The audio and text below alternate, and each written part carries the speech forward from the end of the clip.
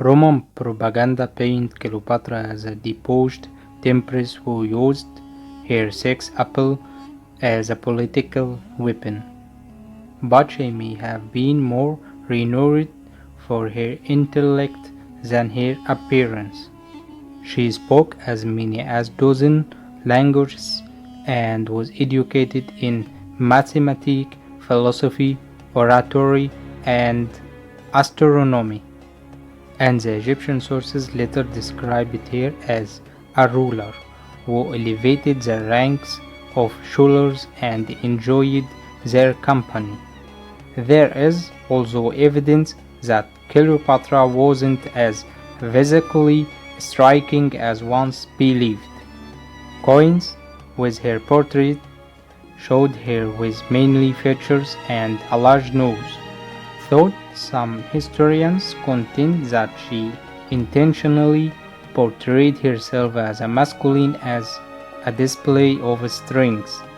For his part, the ancient writer Plutarch claimed that Cleopatra's beauty was not altogether incomparable, and that it was instead her mellifluous speaking voice and irresistible charm that made her so desirable.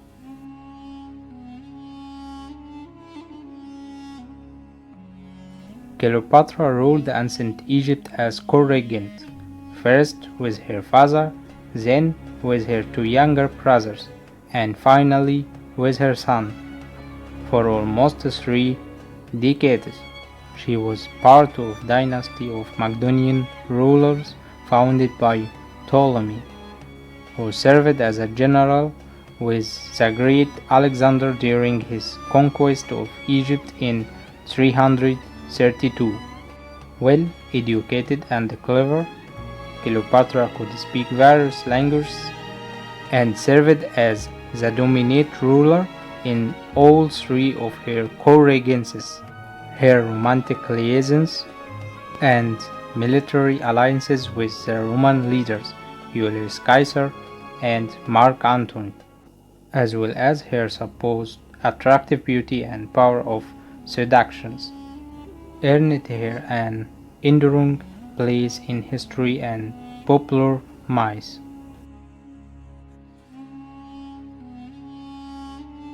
Since no contemporary accounts exist of Cleopatra's life, it's difficult to piece together her biography with much certainty. Much of what is known about her life comes from the work of Greco-Roman scholars, particularly Plutarch, who is born in 70 or 69.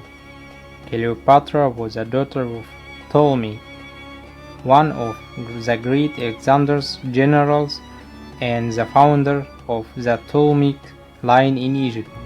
Her mother was believed to be Cleopatra Tryphena, the king's wife.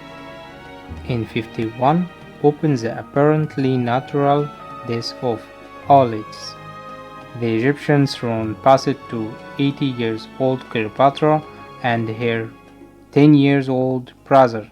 Soon after the sibling ascension to the throne, Ptolemy's advisors acted against Cleopatra, who was forced to fly Egypt for Syria in 49.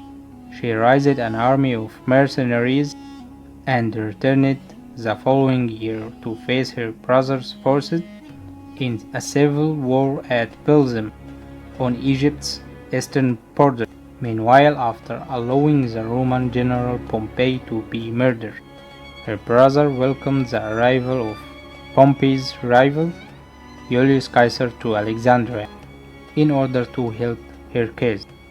Cleopatra sought Caesar's support, reportedly smuggling herself into the royal palace to plead her case with him.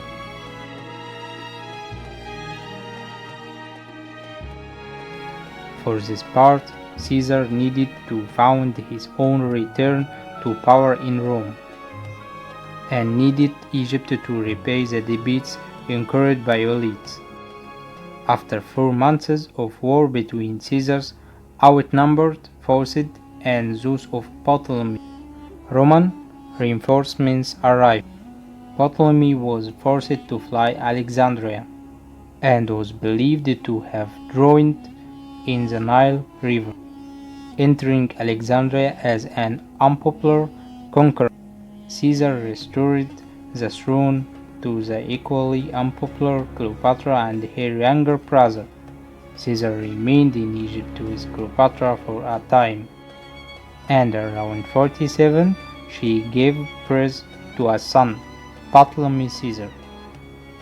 He was believed to be Caesar's child, and was known by the Egyptian people as Caesarion or Little Caesar.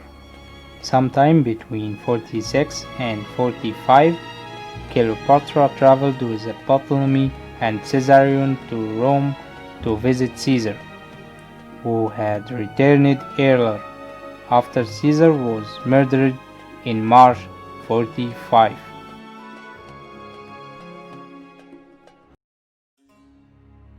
Ptolemy was killed soon after, and the 3-year-old Caesarion was named co-regent with her mother.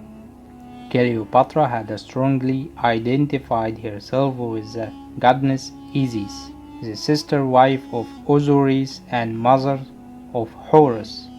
This was consistent with the ancient Egyptian tradition of associating royal with divinity in order to reinforce the position of kings and queens.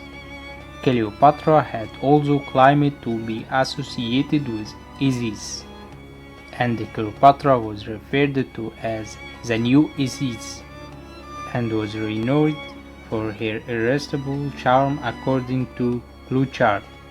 Cleopatra's seduction of Mark Antony, with her infant son as co-regent. Cleopatra's hold on power in Egypt was more secure than it had ever been.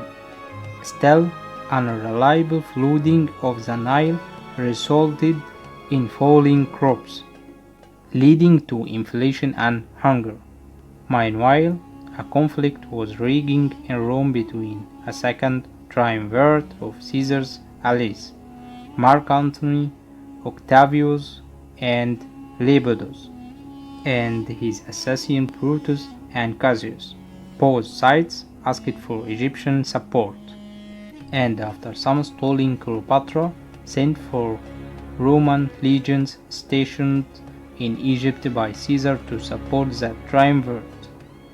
In 42, after defeating the forces of Brutus and Cassius in the Battle of Philippi, Mark Antony and Octavian divided power in Rome. Mark Antony soon summoned Cleopatra to the Sicilian city of Tarsus to explain the role she had played in the complicated aftermath of Caesar's assassination. Antony, who associated himself with the Greek deity Dionysus, was seduced by her charms. He agreed to protect Egypt and Cleopatra's crown, pleading support for the removal of her younger sister and rival Arsinoe. Then, in exile, Cleopatra returned to Egypt, followed shortly thereafter by Antony, who left behind his third wife Fulvia and their children in Rome. He spent the winter of 40-41 in Alexandria. After Antony's return to Rome, Cleopatra gave birth to twins, Alexander Helios and Cleopatra Selina.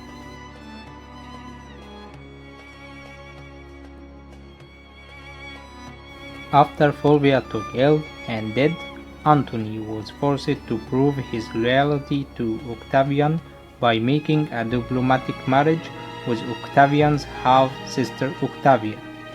Egypt grew more prosperous under Cleopatra's rule, and in 37, Antony again met with Cleopatra to obtain funds for his long-delayed military campaign against the kingdom of Parthia. In exchange, he agreed to retain much of Egypt's eastern empire, including Cyprus, Crete, Cyrenaica, Jericho, and large partition of Syria and Lebanon. They again become lovers, and Cleopatra gave birth to another son, Ptolemy Philadelphus, in 36. After a humiliating defeat in Parthia, Antony publicly rejected his wife Octavia's efforts to rejoin him and instead returned to Egypt and Cleopatra. In a public celebration in 34, known as the Donations of Alexandria, Antony declared Caesarion as a Caesar's son and rightful heir, awarded land to each of his children with Cleopatra. This began a war of propaganda between him and the Pharaoh Octavian, who claimed that Antony was entirely under Cleopatra's control and would abandon Rome and found a new capital in Egypt. In late 32, the Roman Senate stripped Antony of his titles and Octavian declared war on Cleopatra.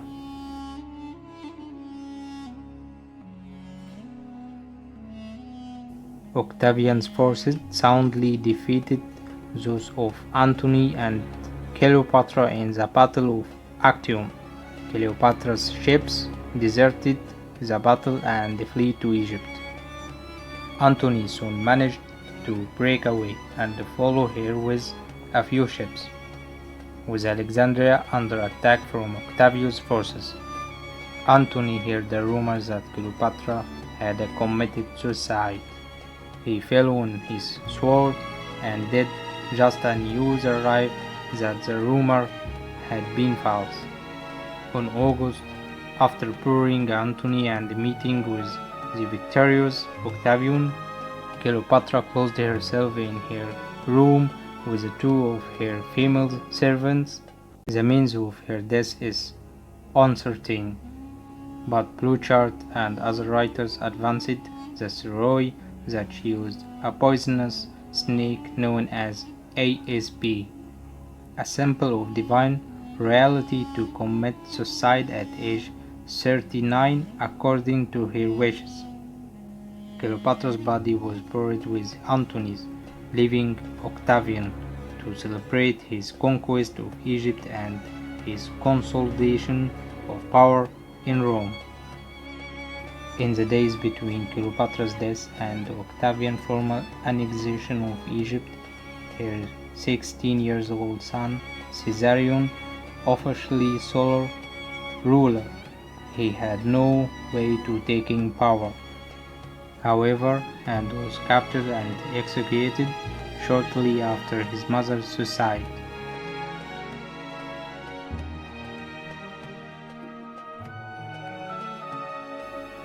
The Queen of the Nile has been portrayed on the silver screen by the likes of Claudette Colbert and Sophia Loren, but she was most famously played by Elizabeth Taylor in 1963 Swords and Sandal epic Cleopatra. The film was plagued by production problems and script issues, and its budget eventually soared from $2 million to $44 million, including some $200,000 just to cover the cost of Taylor's costumes.